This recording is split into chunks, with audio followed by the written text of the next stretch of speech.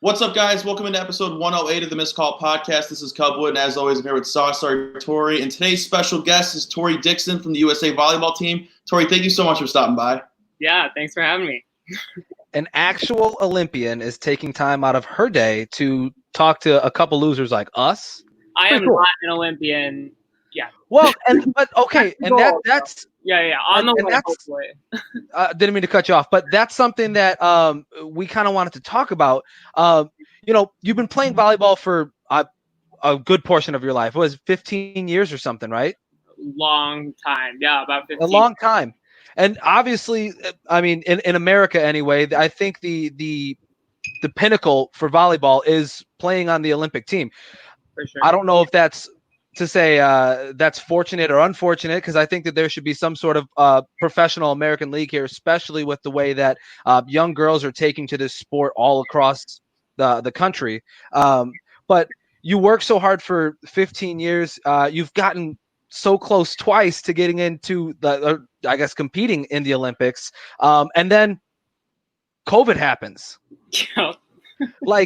It's messed some things up for a lot of people, but I think going to the Olympics or presumably going to the Olympics and then having COVID hit might be the worst case scenario. Can you talk a little bit about how it all went down for Tori Dixon and the U.S. volleyball team? Yeah. So obviously, the Olympics got canceled, or not canceled. So that's pro number one of this whole thing, is that it just got postponed. They were either going to go one of two routes, and it was either going to be canceled or postponed. So I'm just really happy that it wasn't canceled, because I feel like if it was canceled, I would have just out to Olympics. I'm clearly bad luck. It's not meant to be. So some questions would have started spiraling. But so it got postponed, which, I mean, there's no arguing with. That's the right thing to do right now. So that's how my team has come to some sort of peace with it. It's, everything's canceled. The world is kind of on a pause right now. So we find peace in that. Right. But, the work doesn't stop. So just because the Olympics, it's still it's almost even longer. Now we're just training to train, which is sometimes even harder. But yeah. Does that affect preparation at all, or does that help you guys out more, having it postponed? Yeah. I think it's definitely changed preparation. Obviously, the ebb and flow of training is that you want to peak at the right time. And so our peak was supposed to be obviously July, August of 2020. And then it kind of just got put on pause. Right. And obviously we aren't practicing fully as a team right now. There's about 12 girls in the gym, selected for random reasons by the coaches. So it's just different. And it's all small group work. We haven't really played together that much. So yeah, it's changed things a lot. It's just so different. And all our meetings are over Zoom. We have 3 Zoom meetings a week, like everyone else in corporate America right now. So it's just different. Right. Well, and I'm kind of curious the way that you say, you train to get to this point, and then this point happens. Moving forward, is it going to be more so of a plateau where you're trying to stay at this point evenly, or is it going to be where people are just training to a brand new point and it's going to vault athletes into this new level, I guess? Yeah. I mean, we're on the same page with everyone else, even people who work out just recreationally right now. We still have girls carrying flour sacks for their workouts, putting on backpack weights. And so it's just very, it's just different. So I think our strength coach said it well. And he was just our goal right now is just to maintain to the point where when we do get back together, we can play volleyball again. And it's not like we're playing catch up. So yeah, it is a little bit of a plateau right now. We're just basically, it's bad to say this, but a lot of it is just don't get worse right now. Prep your body so you don't get injured. It's not necessarily we're not going to be making these major gains right now, especially for the girls who aren't in Southern California. It's just different for sure. Yeah. Yeah. The thing we've complained about a lot on this podcast is at-home workouts because of quarantine. What's the worst at-home workout? Man. It sounds like flower sex might be up there. Yeah. We had this girl who's from Minnesota, actually. Not me. I'm also from Minnesota, but this is me. But this girl was working out outside in the snow, and like her boyfriend or husband sent a photo to like a string. I don't know. It was just her doing lunges basically in the snow in Minnesota, which is amazing. But I can't imagine. For me, the worst workout is like plyos on the concrete. So a lot of jumping stuff and knee problem. It's just doesn't feel good. Need a soft landing.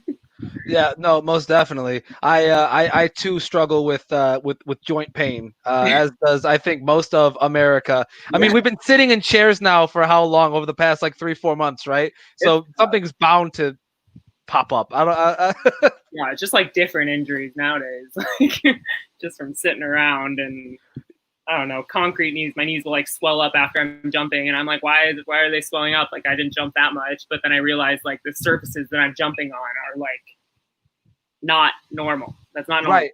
Well, yeah, people in corporate America, instead of rolling an ankle, they might be getting bed sores from their work chairs. You know what I mean? Yes. Just different types of injuries. As you said, it's just different now. It's just different. It's a whole. Things are weird.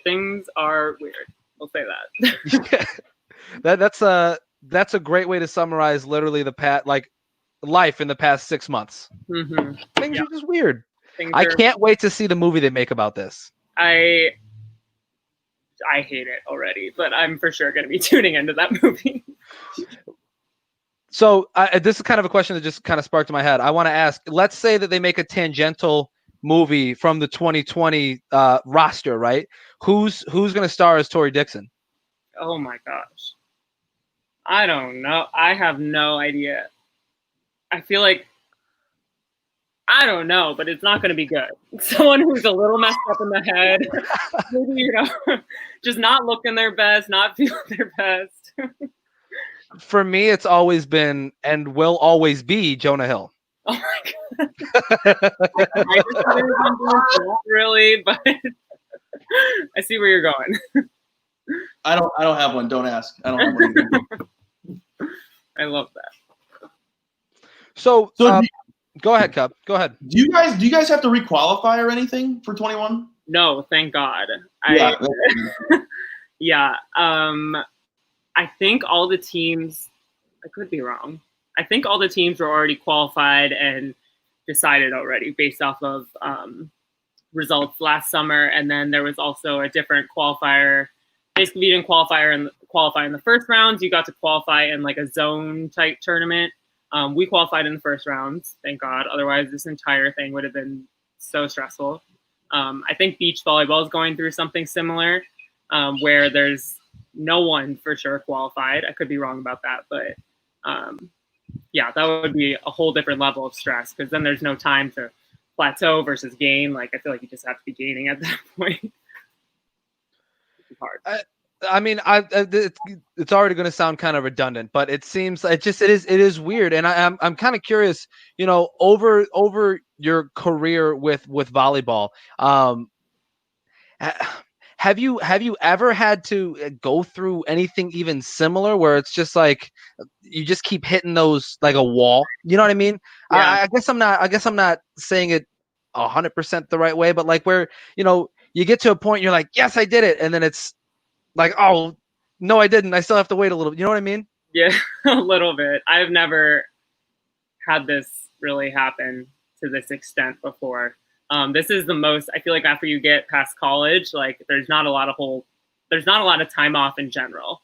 Like a lot of our lifts, a lot of our training is a lot to do with like injury prevention at that point, because we don't get a lot of time to just go and to just gain. So a little bit of this whole professional volleyball thing, like there's a fine line between, you have to get better, and then it's just like, you're good now. It's just like forever trying to maintain it and not get hurt and all that stuff. So, I don't know. This is the most time off away from sport and from organized things that for a long time.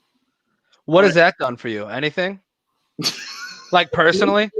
For real though, it makes me realize like I do like my life outside of volleyball too. Like before it was like I just didn't know what it looked like. Like it's never happened. but there's been a lot of good things that have come out of it too. Like I have to spend some time at home, rest my body. I just haven't spent that much time in America. For pro volleyball, we go overseas and we come back. It's just like this year-round cycle, and we kind of had to take a break from that, which is nice. Yeah, it's been interesting. And so you've played overseas, and as I said, kind of at the top of the show, I think it's kind of criminal that there isn't like a really strong professional league here in America, but there is Athletes Unlimited, which is starting up, and you are an athlete that is participating in the inaugural season for volleyball. We're kind of familiar with what they're doing for softball. What does that look like in terms of volleyball with Athletes Unlimited? Yeah, I actually haven't signed on yet, but I'm still waiting. I'm definitely interested. I'll just say that. Okay. I am kind of waiting on things. I play professionally in Beijing, China. Oh, wow. Okay. Now it's they're figuring out scheduling and logistics and everything like that. And notoriously, it's a shorter season, so I would be able to pick up another contract, such as Athletes Unlimited, if the schedule permits, but that hasn't been finalized yet.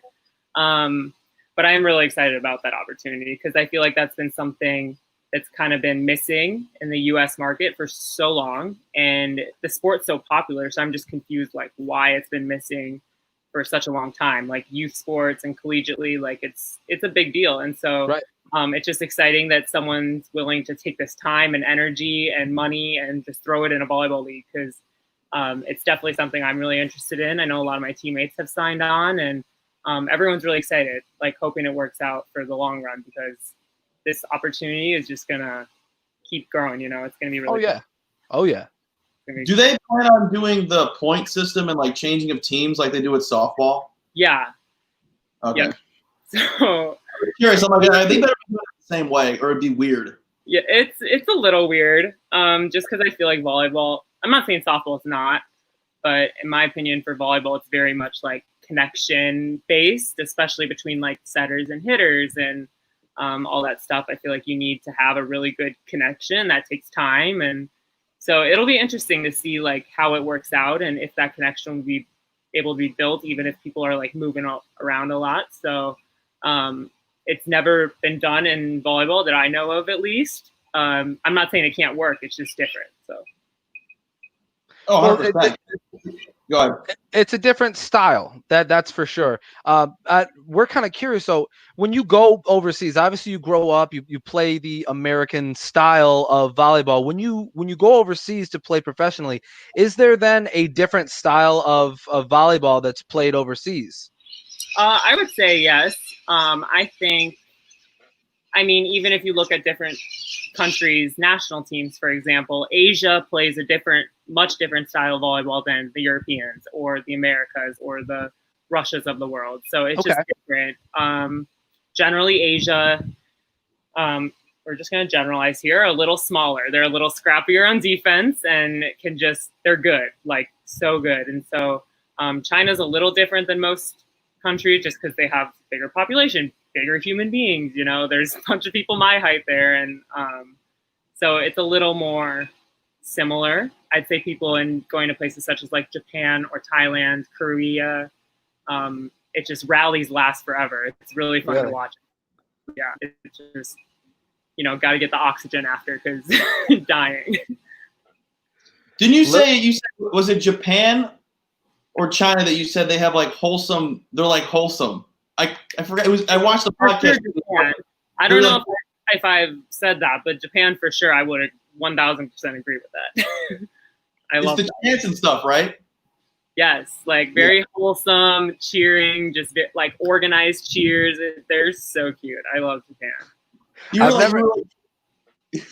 The organized cheers sounds like it might be a lot of fun. Yeah, it's weird. It's just it's really weird, but I love volleyball. It's a lot of fun, and everyone's really, I don't know, just excited about the sport there. It's just cool to be around for sure. Is it as threatening as the New Zealand chant before post the Maka or the Mana or whatever it is, where they're just slapping their legs? No, it's not as bad. My dad's from New Zealand. Yep. Oh yeah. Oh, you just Second NFL player from New Zealand. Yes. What? Second NFL player from New Zealand. Yes. Well, I don't know, but yeah, sounds right. One of the celebrations that I find to be fairly similar, at least in America, is when there's a point scored. It seems like everybody likes to celebrate just by going like this. I can't get myself in the screen. It's just this. I think you should definitely try to get yourself in the screen. I'm trying. Oh, it's right here. Yeah, I gotta. It's like right here, where your both fists are like right here, and you're. There's no reason for it. It just happens. No reason for it. I think everyone has their like individual like just reaction, but there's no rhyme or reason for sure. This one's like I said that to Sauce today. I'm like, I feel like every volleyball player is like hurrah when they like get a point, is arms out like this. Or a hug. Like, I don't know. That's just the reaction. That's fair. I was just curious if there was maybe something behind that, because it seems like that is the fairly common thing to do. Maybe like the lazy. I mean, this is like our ready position, so maybe it's just like lazy natural reaction. I don't know. Yeah, it's muscle memory. Yeah. Sure. Okay. So having been with Team USA, qualified with Team USA, trained with Team USA, doing all that on the Olympic team, does it make celebrating the 4th of July any sweeter? You know, this is actually one of the first 4th of Julys I've been around in a long time. Normally we're overseas. So okay.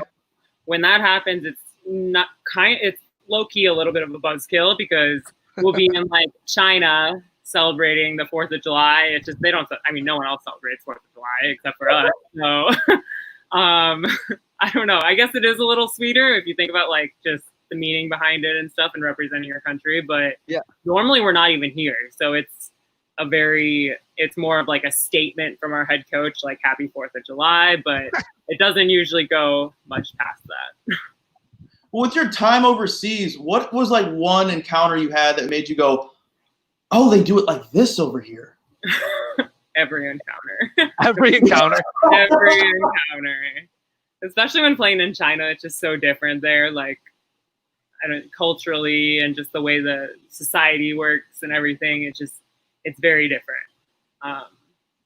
My internet won't work over there. I can't be scrolling on Instagram for hours. It's almost probably better for me that I'm there, but it's different. What was the hardest thing to adapt to? I'd say the food for me, at least in playing in China. But I played in like Italy before, and that's not hard. That's not hard to get used to. Yeah. In China, I think it's the food for sure. I'm lucky that I'm in a big city such as Beijing, where I can find options and stuff. I love it when I'm there. But when you leave the little bubble of Beijing, it's just into smaller cities or different parts of China, it's just not the same, I guess. Interesting. It is interesting. I mean, we've talked to a couple people recently who have played overseas, and we always like to kind of ask that question, because culture shock is a real thing, and being kind of thrown into it, it can be difficult. And I think it's always fun when people have a story where it's like, oh, we're not in Kansas anymore. Yeah, the language is tough too. I will say that. Like, I can't imagine, especially like Mandarin. It's kind of hard. Like I would say if I went to Mexico and I was playing something professional, if I was a professional podcaster in Mexico, I feel like I don't know if it would, but for this exercise, I feel like I'd be able to kind of get some things out of the language, right? Mm-hmm. Where if I was a professional podcaster in China or whatever Asian country that speaks Mandarin, where I can't pull anything out of that language, I would just be lost. I would just sit in my room all day and sit there till I starve to death. Yeah, it's tough. We get a translator every year, and the translator we've had the past 2 years has been amazing. She's the best. Her name's Stella. She used to work for like Adidas China. So there's that little Adidas connection. Like she knew all of my Adidas reps too. So like, it was just a cool little thing. But she speaks perfect English, like without an accent and everything. So it's just really easy when she's around. But when she leaves me, I'm like, come back. It's like an immediate friend though. Like you know what I mean? If they're with you and they're translating, it's like we're gonna be just fine. I swear, like that's one of the top things my teammates say is like the translator makes it or breaks it for you. Like, oh, okay. I don't know, like I played in Japan too, and Sam Smith, the singer, the British singer, you know, Sam Smith.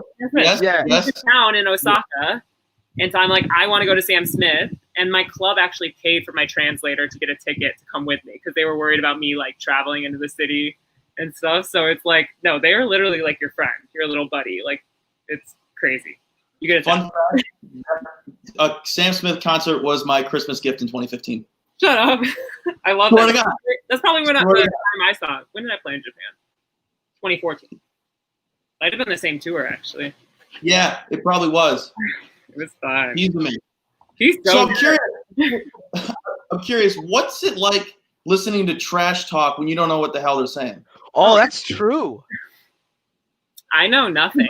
So honestly, ignorance is kind of bliss in that case. Like, I feel like it would make me mad that I don't know what they're saying. Like, just say it in my language. Say it to my face. I think it's hard to be in the country that speaks English too. Like, people can understand what we're saying most of the time. Obviously, there's some exceptions, but a lot of these countries grow up learning English. So they all know what we're saying, but we're just the ignorant idiots in America, like, and like don't understand any other language. So I don't know, fine line. So they for sure know what we're talking about. So I don't know. Volleyball is not as one of the trash talk as you would think. So all good. That's interesting insight. Not as much trash talk talked in volleyball. Yeah, more a lot of like there'll be girls who will like swing, get a good point or whatever, and just come down and like scream in your face. But there's not a lot of like verbal threats, I guess. Or like can't have that with COVID. We can't do that. None of that. Well, what's the wildest thing you've heard then? Like, wow, she really said that. Like, she really said that to me. It can't be too bad if it's not a trash talk sport. No, there's not a lot. I think it's more like they'll come down and they'll like scream across the net, or like they'll come down and just like stare at you weird. I'm like, stop staring at me. Especially growing up and playing in Minnesota, it's just got to be like, hey, that was a good hit, eh? Yeah. Minnesota nice, like no trash talk. Just so peaceful all the time. Andrew Luck is playing against you is pretty much what's happening. Pretty much, yes. Oh my Lord. So go ahead. I will let you take it away. All right. This happens way more than you think, Tori. I believe that. I just edit it out later and it's not there. So this was going to be our See Us question of the podcast, of the interview. We want to know, as a woman in sports, have you ever been judged on appearance rather than ability? Yes. Short answer, yes. I think women's sports in general are just, I don't know. I guess it's more stories. So me personally, I don't think that an appearance has been like held against me for any reason. Like, I'm playing on the national team. Life is peachy for the most part. But for sure, like, I'm a Polynesian girl. Like, I'm bigger than most little white girls. Like, that's just a fact. Like, we're just bigger. So that hasn't been held against me necessarily, but that's been like something that I think a lot of female athletes have had to like deal with, just like comparisons. Like, I'm not going to look the same as someone else on my team and vice versa and everything. I don't think it's necessarily been held against me, but I don't know. You just see like how women are portrayed in the media and all this stuff. And it's gross. I don't like it, but I don't think it's necessarily affected me personally, but I hate how it's affecting a lot of other athletes for sure. Yeah, I mean, this is a conversation that on the Missed Call podcast, we really like to have, part of our platform is making sure that we're having these types of conversations and giving platforms to people who might not necessarily get one, like a platform to speak anyway, right? So that's part of what we like to do here, and it's really interesting to hear how this question gets answered. And you say like it hasn't really affected you personally, which oddly enough is something that we do hear frequently. Is like it hasn't affected me personally, but I know that it does affect people, right? And volleyball being somewhat of a highly sexualized sport, it's well, I don't know anything other to say than it's troubling. You know what I mean? I'm happy that you have no stories to speak of, but it's troubling to us, to me, that that is something that happens. For sure. I think one of my friends actually yesterday, or one of my former teammates, she actually was like posting about this on her story yesterday and was just giving so many examples of like volleyball players having to do calendar shoots and pose nude for like their yearly calendar thing for their volleyball clubs. And overseas, I feel like it happens more so than the US, but it's like the more that's brought to attention, it's like, I mean, you see the same thing here, like a lot more, I'd say, quote unquote, like attractive female athletes are likely to be sponsored. They're likely to be more popular in the media, and it's scary. Like that shouldn't be the case. But I know it is prevalent, and that sucks. But yeah. Well, and it's like, imagine on the flip side of that for just a second, if we were to make calendars of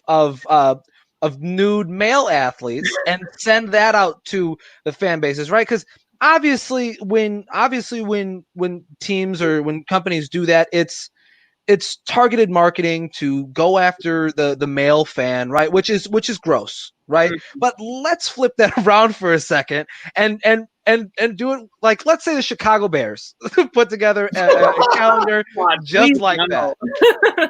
Or the Minnesota Vikings, either way, you know what I mean? But like, it's just, that's gross. That's gross. And the example that you brought up is gross. Yeah, it's bad, and I don't want to say that this is why volleyball is popular in the States, but hey, little girls running around in spandex doesn't hurt, the popularity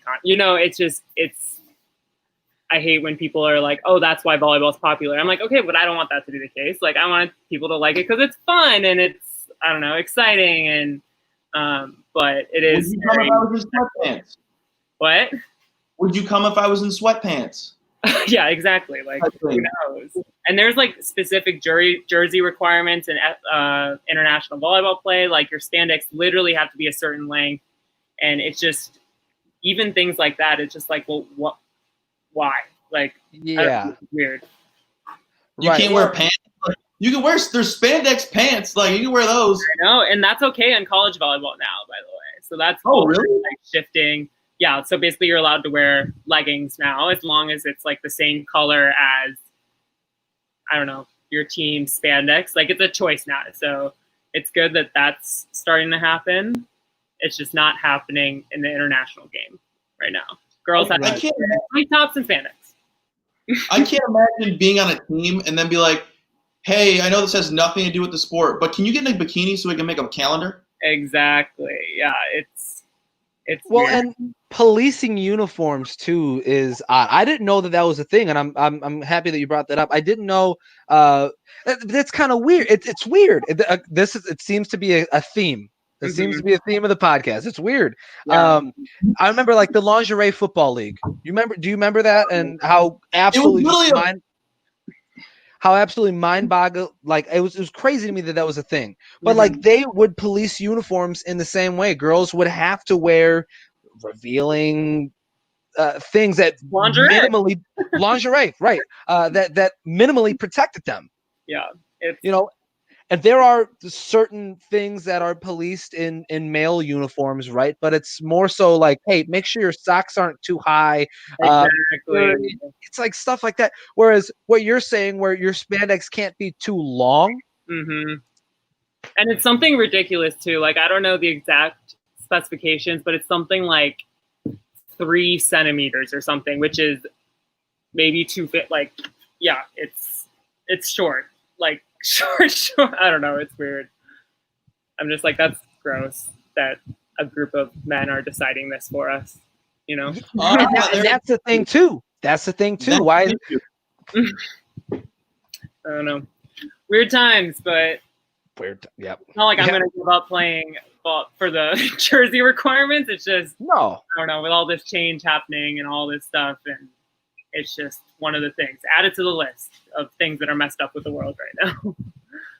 Yeah. Yep. Please. Yeah, we're taking very thorough notes here. Tori, thank you for sharing all that. I know these conversations can be somewhat difficult to have, especially on a podcast where it's going to be broadcast and things like that. So I appreciate you being willing to have that conversation with us. Of course. Yeah. Always stick up for the women in sport, you know. You have to.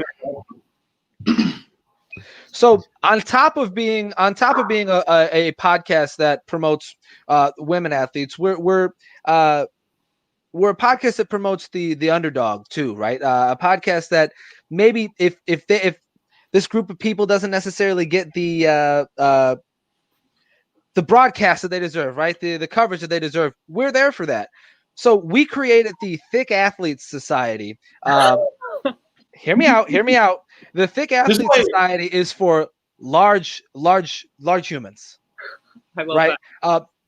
Your dad was a large human, is a large human, 6'5", 343 when he played in the NFL for 13 years. Yep. We would like to give him an honorary bid into the Thick Athlete Society. We hope with all of our hearts that he accepts. But the question below this information is, what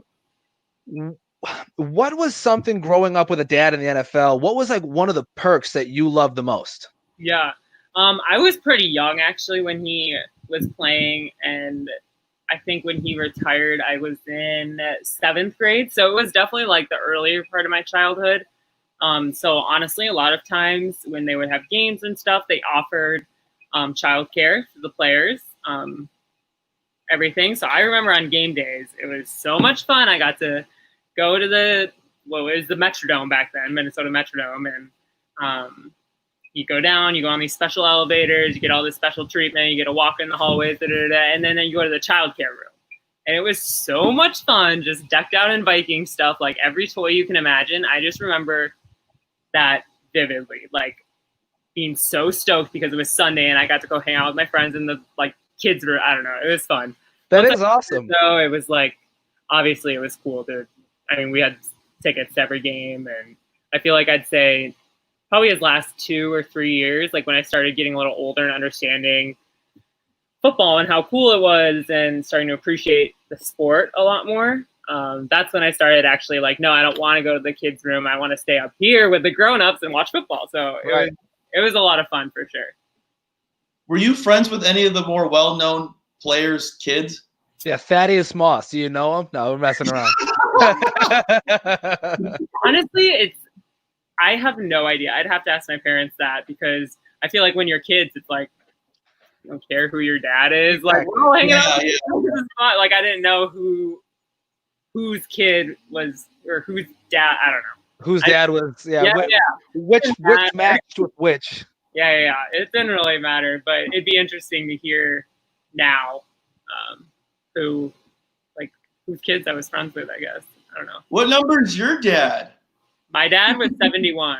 That's what I talking with the kids. That's fine. So we'll wrap up.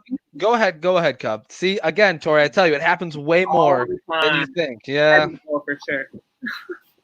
Tori, we're big food guys over here, big foodies. And I read that you're a big pizza gal. I love pizza.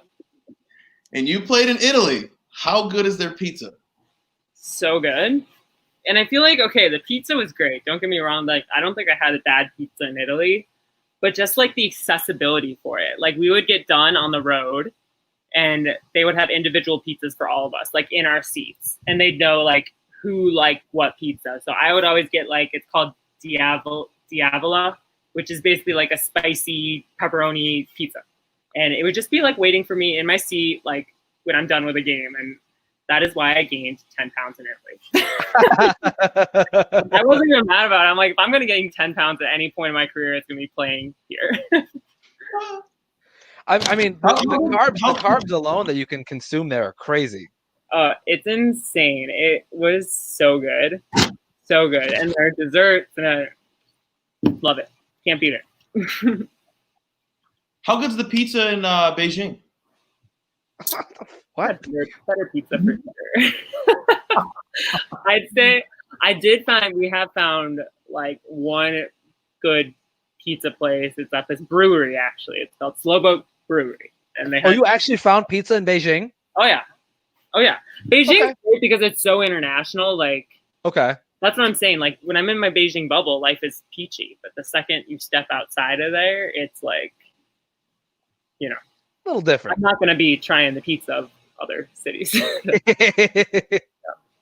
So if they got McDonald's over there, I might as well ask if they got other American food. They have all the American food. However, there's a banned substance in FIVB. It's called, I'm going to butcher this name, so just bear with it. Clenbuterol. Okay. And write that down. But it's banned. So if we test for it, or if we test positive for this substance, like, we'll get kicked out and all this stuff. Bad things will happen. And they actually inject their meat in China with this substance. So yeah, I can't eat meat in China, which is tough. You're a seasonal vegan. Yeah, seasonal vegan. You can eat insects, but the beef, the bigger animals, I guess, they inject them with this substance that we can actually test positive for. So, do you let everyone know that you're vegan? I do not. I am not vegan, by the way. Like, I like the meat. I like cheese, but gotta be careful in China. And even our team doctors and stuff will like come around and like check our plates when we're all sitting down and like make sure there's no meat on it. Like, it's a well-known thing. It's nothing they're trying to hide. That's just how it's in our country. It's banned, but in theirs it's not. So we just have to be careful with it. That's crazy. Yeah. But again, weird times. Weird times. Yeah, exactly. Tori Dixon, we want to thank you for coming on, first of all, and giving us your time, because we know you're probably very busy, even in quarantine. We know that you have things to do, and sitting down for an hour and talking to a couple losers like us means the world. Thank you for having me. It was fun. This is a chill podcast. I'll come on Thank you. That's the goal. That's what we aim for. Yeah. Just a chill podcast. Yeah, this is great. We aim to interrupt each other and make you laugh. Yeah. Dogs are encouraged. Love that, but not sirens. So I'll remember that. No sirens, but yeah, exactly. And that's it. That's literally like the only rule. 4 commandments. The 4 commandments of the Missed Call podcast. No, it's been great. Thanks, guys. Of course, Tori. Thank you. Thank you again. Thank you. Ooh.